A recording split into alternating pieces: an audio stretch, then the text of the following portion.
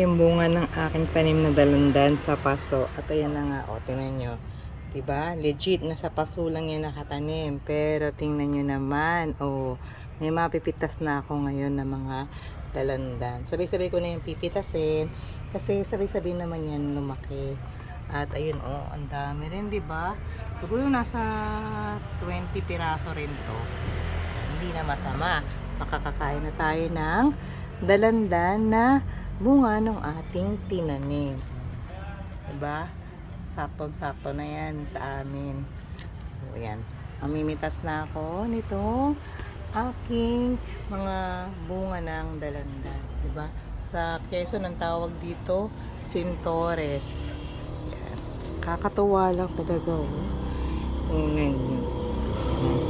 Kasi, kung pwede na itong pitasin, ito nyo, medyo madilaw na itong sa mga ilalim. At saka meron na nga ring isa na nalaglag, pumutok na. Kaya, yan, pwede na. Ayan. Ayan. Pipitasin ko na. Ayan. Pero wala akong katulong na mag-video. Ganito rin ang aking gagawin. Ikakat ko. Tapos, meron ng lagayan dito sa ilalim.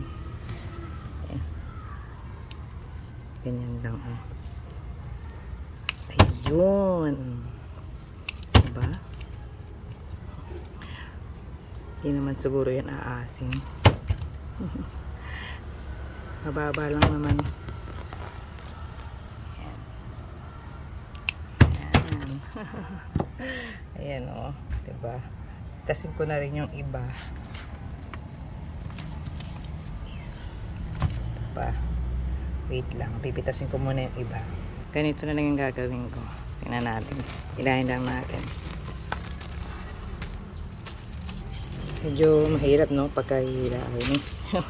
Tsaka mababalatan. Kaya, ayan. Pipitasin ko muna, ha? Wait lang. Eto na nga. Napitas ko ng lahat. Oh, ilang piraso rin to? 2, 4, 6, 8, 10, 12, 14, 16, 17. Ayan, 17 pa yung natira. Kasi nga dati may napitas ng 5. Tapos meron pang isang na bulok na. O, diba? Hindi na masama. Oh, thank you for watching and don't forget to follow, like, and share. Bye!